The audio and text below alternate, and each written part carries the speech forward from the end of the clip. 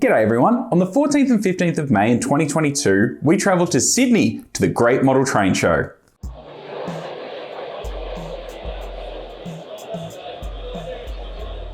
This model train show was put on by the Epping Model Railway Club and was held at the ROSEHILL racecourse. So in this episode, I'm going to take a lot of information from the show guide and we'll go through, I guess, a highlight of what was on show at the Epping Model Railway Club's ROSEHILL Model Railway exhibition for 2022. So let's get into it. So this exhibition was enormous with about 80 or so layouts and trade stands and exhibitors and things like that, all held at the ROSEHILL racecourse, which was a fantastic venue. So getting there was super easy. We got there by catching the train from Central Station in the heart of Sydney out to Parramatta and then a bus from there to ROSEHILL, which was quite nice for us rail fans as we did get to see a few, well, things that we wouldn't normally see for us Victorians.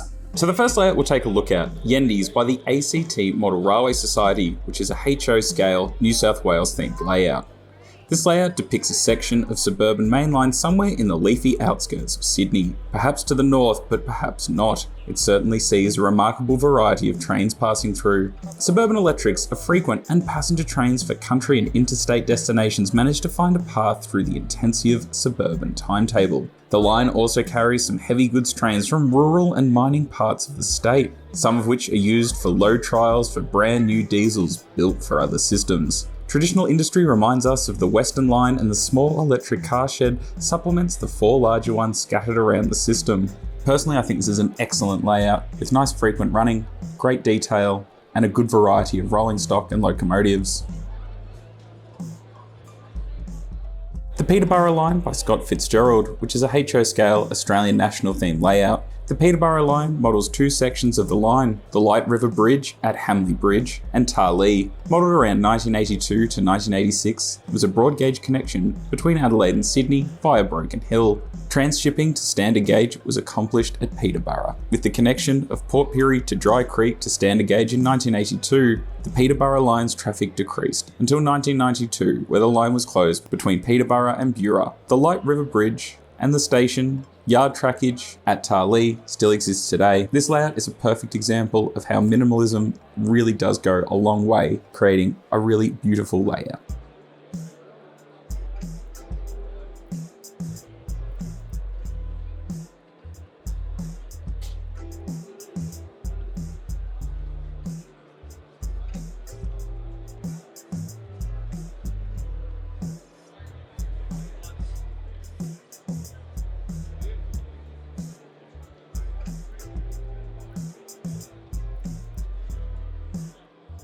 The other layout behind this was Chesapeake Canyon, also by Scott and another team of modelers. However, I did cover this in a couple of other videos, so I decided to leave it out for this one. The Binalong Creek layout by the Epping Model Railway Club, a HO scale New South Wales themed layout. This layout is built by the Epping Model Railway Club. This layout is built in a lightweight modular design, allowing sections to be interchanged or added to their new or future modules. It also features DCC operation of all the points. The layout depicts railway operations on the main South Line in New South Wales in the region of Binalong and Uley Creek when the station at Binalong was still in use and all the track yards were still intact. Most of the structures of Binalong still remain, although no longer in use, and the bridge at Uley Creek still exists.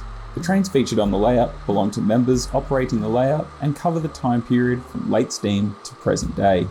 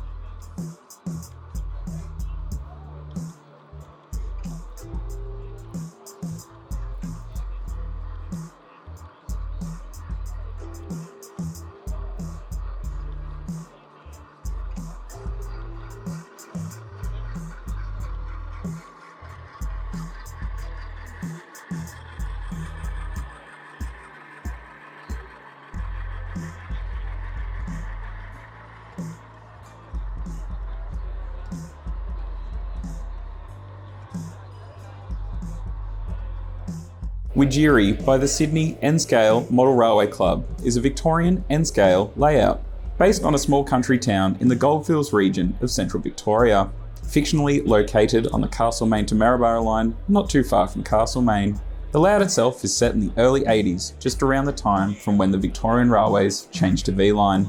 As a result, you'll see a mixture of paint schemes such as the classic blue and gold to the new tangerine and grey. The Sydney N-Scale Model Railway Club operates a number of layouts at their club rooms in Rockdale, covering a number of prototypes. Their main layout is North American, while other layouts are Australian, British, European and Canadian, and all layouts are of course N-Scale.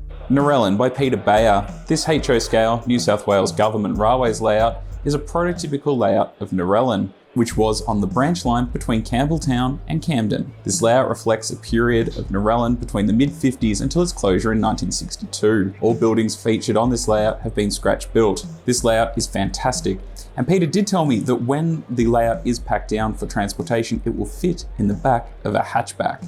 Really beautiful, and another great example of what you can do with a small layout and still make it really, really nice and functional, and obviously quite enjoyable to operate.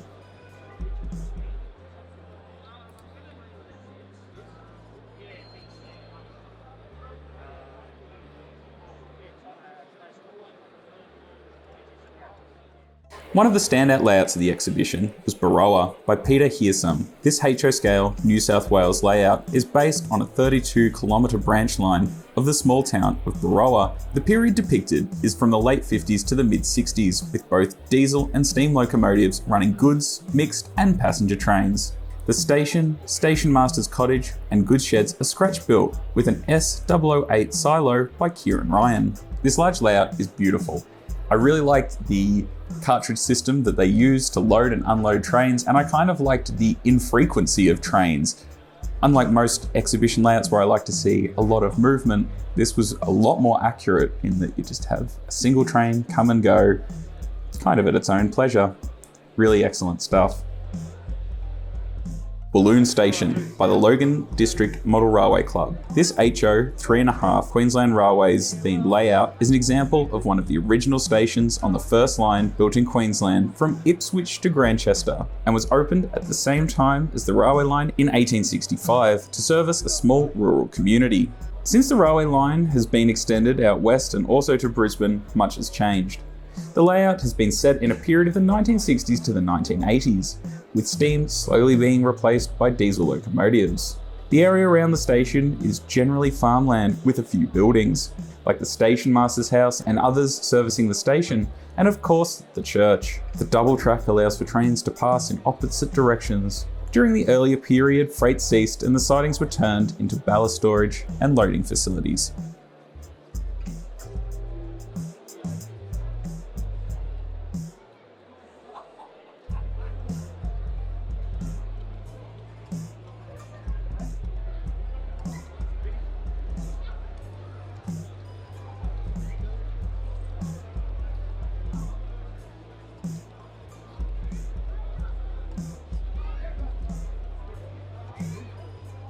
Mungo Scots by the Sydney Model Railway Society. Mungo Scots is based on a small section of the former Metropolitan Goods Line running from Dulwich Hill to Rozelle, White Bay, then to Darling Harbour in inner western Sydney. The section model documents the Mungo Scots flour mill at Summer Hill and general goods yard, sanitarium, Parkwright and Lewisham Iceworks. The Mungo Scots sidings were expanded in 1955 with the construction of 4 large silos, which are still easily seen by passing passenger trains today. The entire line underwent significant change when electrification occurred in 1967. This layout was constructed within an 18-month period by a small group of members from the Sydney Model Railway Society. HO scale layout, Luneburg by the Marklin Modelers, Sydney. This is a HO layout loosely based on the town of Luneburg in northern Germany. In the medieval old town, Gothic-style buildings frame the main square. Mining has been the source of wealth over the centuries, as well as timber. Mining can be seen in the distant hills as well as the sawmill near the loco workshops. The town has a minor station on the main line, so the rail traffic varies between Era 3 to the latest high-speed ICE trains, as well as the old historic trains. The town centre is served by buses from the station on a follow car system.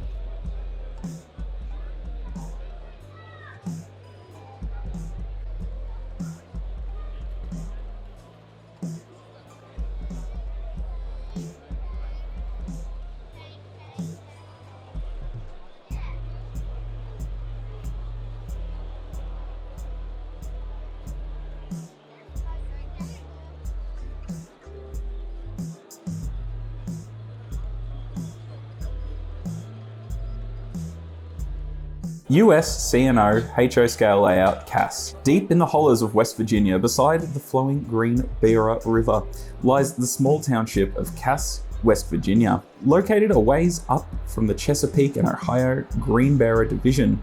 Since 1900, the Cass and later Moa Lumber Companies operated Shea-geared steam locomotives on log trains. A combination of scratch-built kit-bash structures and logging equipment followed Cass prototypes. The layout has been carefully scratch-built to immerse the attentive viewer in the West Virginian Valley, and the scenery takes its cues from period photos of the Cass area. Layout lighting uses LED strips and spotlights, and the layout itself has been constructed using ultralight foam core board. This layout is extremely well presented and one of the absolute standouts of this exhibition.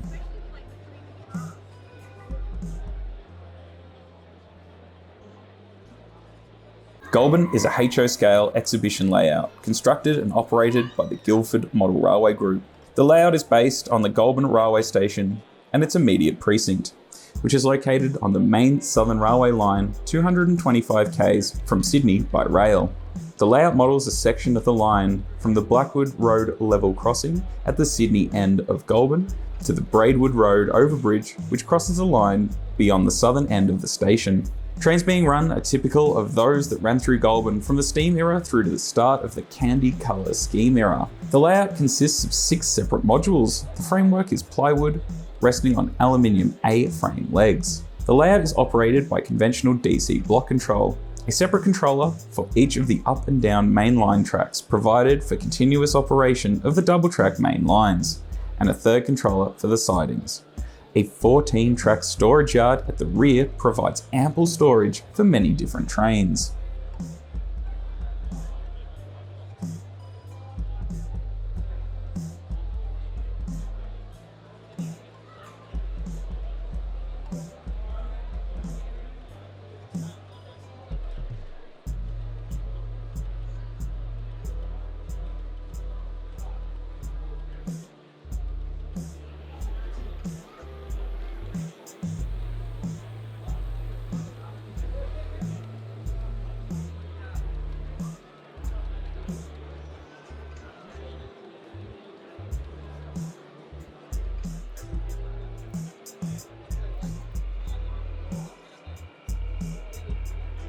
Show up, and then they'll be all good to go.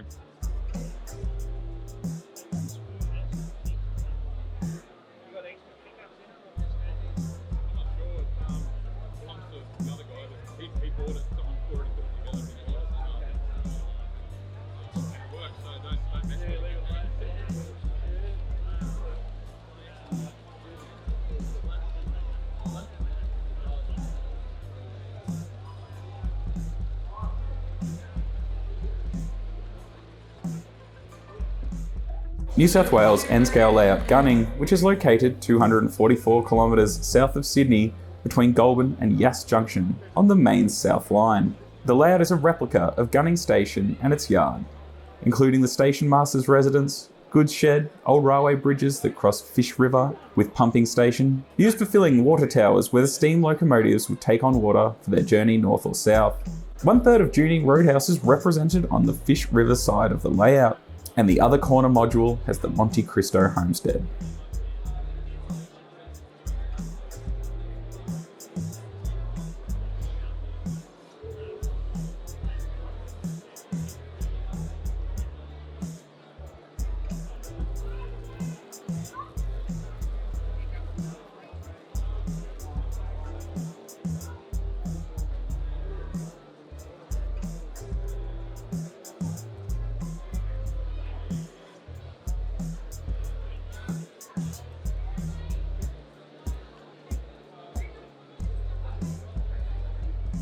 New South Wales O-scale layout Arakoola is a fictional New South Wales country town set in the 1950s and 1960s eras, where the railways were in an interesting transition from steam to diesel, 4-wheel rolling stock to more modern bogie vehicles. As a result, a wide variety of trains can be seen passing through the town and sometimes pausing to shunt a wagon or two into the goods sheds or milk factory. Arakoola is built to the scale of 7mm to the foot, also known as O-scale. The layout is 16 metres long and was constructed by a group of friends over an 18-month period commencing in 2010. The layout is DCC cordless in operation, and most locomotives have sound and lights equipped. There are also background sound effects which you can hear if you listen very carefully. The buildings are all scratch built and the locos and rolling stock are also mainly scratch or kit built. This layout is by far my favourite from the exhibition.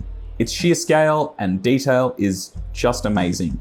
The operators of this layout were also very happy to answer any questions I had and also told me the story of how this layout actually went all the way to the other side of the world to an exhibition in the UK, which is a monumental effort. All in all, this layout is amazing, and one I found myself being drawn back to multiple times throughout the day.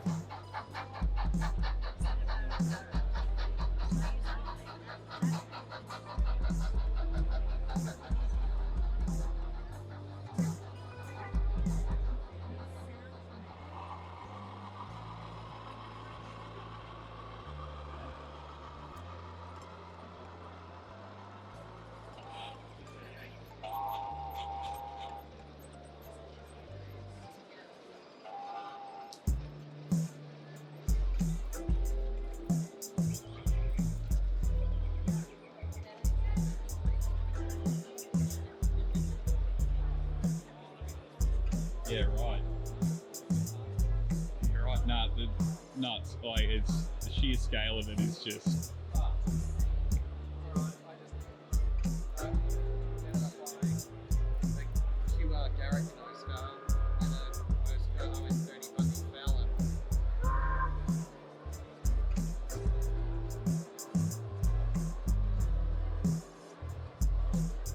Two UK Great Western Railways themed layouts, although one in N and one in O, which were Staverleigh and Uley Junction. Starting with the N-scale layout, Staverleigh is a fictional village somewhere between Exeter and Plymouth in the southwest of England. It is served by a branch line and is owned and operated by the Great Western Railway. Uley Junction is an O-gauge model of a fictitious location based on the practice of the Great Western Railway. Trains are short and are typical of a branch line operated in the United Kingdom.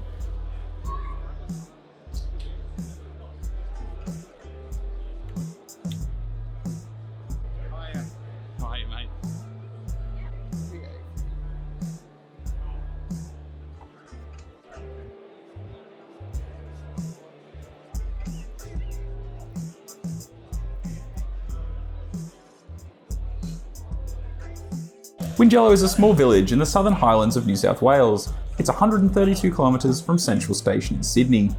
The station is situated on the main Southern Line, and its surrounds are similar to many around the state, comprising of a station and small goods yard. The layout is set in the period from late steam to the Candy era. The station buildings have all been scratch built in styrene and replicas of the actual buildings at Wingello. The layout has been built by the members of the Georges River Model Railway Club.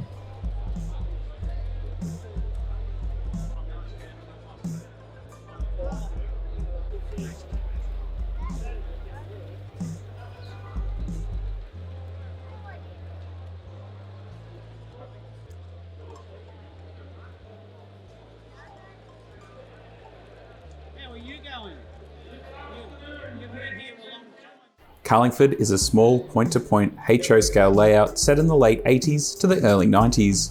This era was chosen due to the interest regarding operations and the yard that was still present beyond the station until the mid to late 90s. On this layout, a variety of rolling stock can be seen travelling up and down the line. However, it is heavily centred around the older single double-deck suburban trains so many people remember. This was one of my standouts for the exhibition, a really simple layout, although the level of detail was excellent, and a really well done to Alex for building this layout. I can't wait to see what comes next.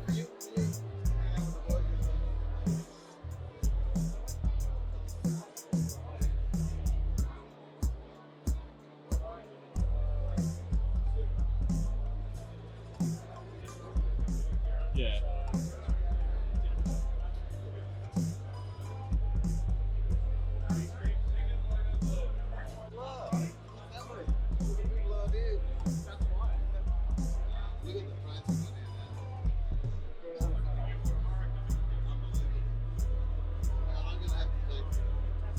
Okay, break was on.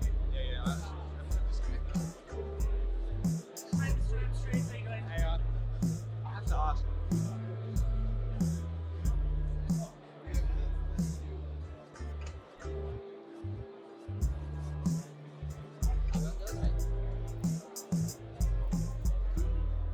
North Shore Railway Modellers Association, New South Wales layout Dungog. The layout represents the station which is on the main North Coast Railway line to Brisbane. Trees and other landscape features were also treated in a similar manner to the work that was carried out by members. At one end of the layout is the Martins Creek Quarry, while at the other end is the Butter Factory. This layout sees trains running from the 1940s to the 1970s.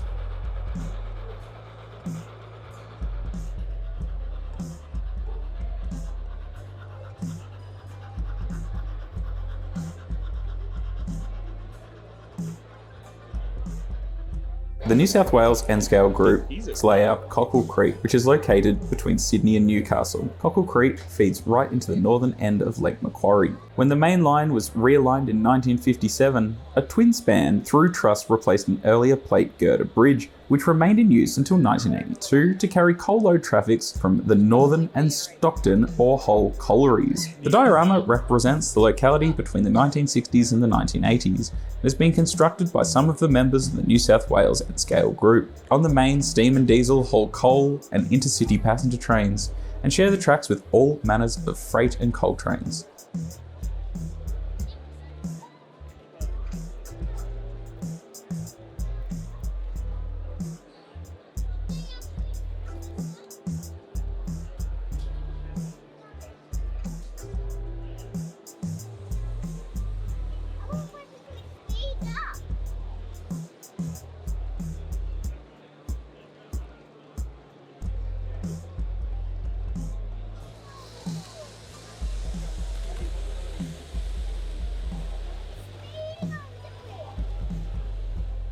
Over the Fence by Peter Lewis and Brian Jack.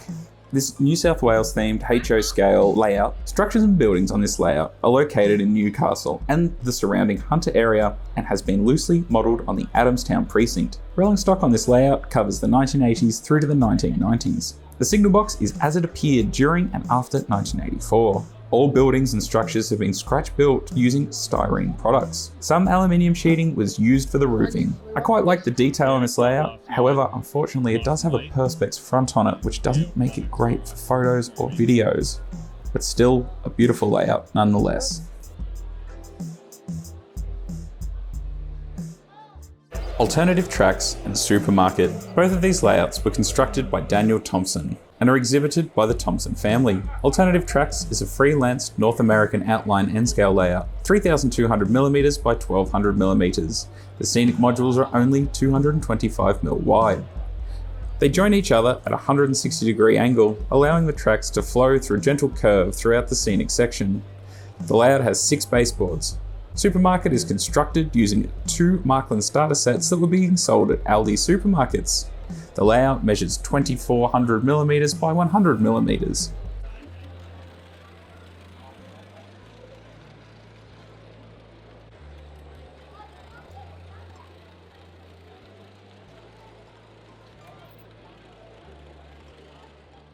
Now there was a few other layouts there which unfortunately I just didn't get time to shoot enough footage to make whole sections of them.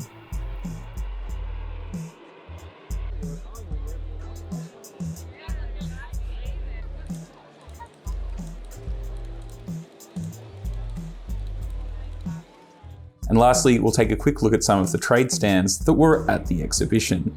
You had the big manufacturers like Precision who had samples of some upcoming releases, as well as SDS models. Some others to mention was DCC Central, who had their DigiGuys system on show, Andean Models, who had some fantastic 3D printed figures, West Edge 3D printing, as well as Ixion, who had announced their Victorian Railways A2 class locomotive, Wombat Models, who had expression of interest forms for the C30T locomotives, Bergs with an excellent display of New South Wales suburban rolling stock, which they've got for sale, Anton's Trains, Train World, Palace Hobbies, on-track models with some new rolling stock samples of their new Louver van wagons.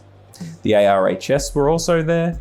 There was also the Scale Model Co, who had this battery-fitted locomotive which as you can see, pretty much means that you would never have to clean your tracks again. IDR models, Matt's Ballast, as well as Alco World, Euro Hobby Train, and a few others, as well as a very large second-hand stall, which is run by the Epping Model Railway Club. So that was the exhibition. What was your favorite part? I would have to say that my favorite layout there was Arakoola. I cannot believe the sheer scale and size of that layout, and the fact that they took it to the UK one year is just incredible. I think that was, definitely one of my standout layouts. So between that and Carlingford branch, I think for simplicity, that layout was really, really nice. Just that switching in and out, lots of movement, lots going on. But having said that, the caliber of the layouts at this exhibition was outstanding. There wasn't a bad layout. It was all really, really, what's the best way to put this? Like a really high level of modeling and really, really beautiful stuff. It was all amazing. It was an excellent venue, and hats off to the team at the Epping Model Railway Club. That exhibition was thoroughly worth traveling from Melbourne to Sydney for. So I guess on that, would I go back? Absolutely. The only thing I would change is I would go both days. I realized that in this video, some of these layouts I really just didn't get enough footage of, and I just put that down to me trying to cover every single layout as quickly as I could while still talking to everyone who stopped to say hello and talking to the exhibitors and things like that.